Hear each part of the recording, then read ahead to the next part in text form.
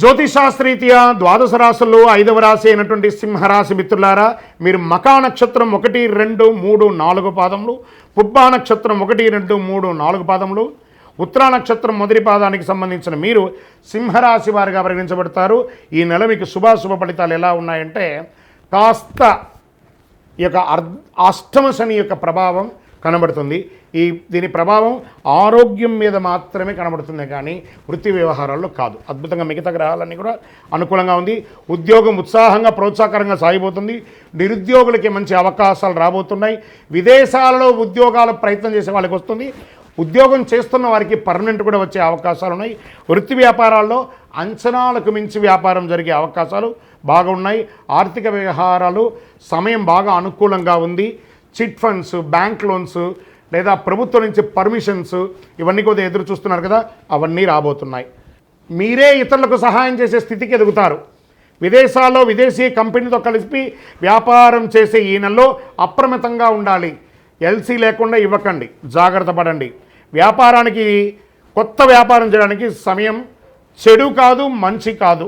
కొంచెం జాగ్రత్త పడండి. విదేశాల్లో వ్యాపారం చేసేటప్పుడు ఏదైనా కొత్త ప్రయోగం లేదా చేసేటప్పుడు అజాగ్రత్తగా ఉండడం మంచిది కాదు. అనుకున్న పనులు అనుకున్నట్టు పూర్తి అవుతాయి. ఏ ప్రయత్నం తలపెట్టినా విజయవంతంగా ఉంటాయి. ఆస్తి వివాదాలు కొలికి వస్తాయి.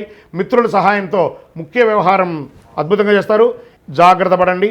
విడిపోయిన భార్యాభర్తలు సహోద్య కాస్త తగ్గినట్టుంది. కూర్చొని మాట్లాడి, ఇది మన జీవితం కాబట్టి కలవండి. విద్యార్థులకు సమయం చాలా అనుకూలంగా ఉంది.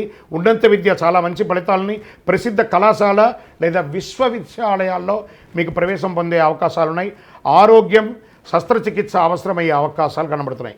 జాగ్రత్త. మళ్ళీ ఇదే చెప్తున్నాను, ముందే చెప్పాను. వేగవంతమైనటువంటి ఆరోగ్యం తీసుకోవడం, కొలెస్ట్రాల్ మరియు షుగర్ ఇవన్నీ కూడా జాగ్రత్తగా చూసుకోవాలి.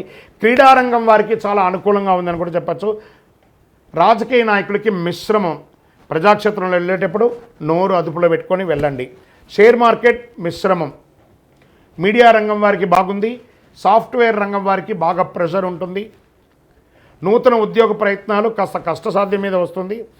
ఈ నెల మీరు ఎవరైనా ఆరాధించాలి. ఏ దేవుణ్ణి ఆరాధించాలంటే అమ్మవారిని, మహావిష్ణుని ప్రార్థన చేయండి.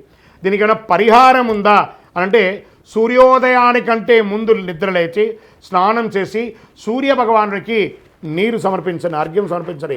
ఏ సూర్య భగవానుడా, నా ఆరోగ్యాన్ని బాగు చేయి, నాకు శక్తినివ్వు అని చెప్పి పారాయణం చేయండి. గురువారం దక్షిణామూర్తికి నేతితో దీపం వెలిగించండి.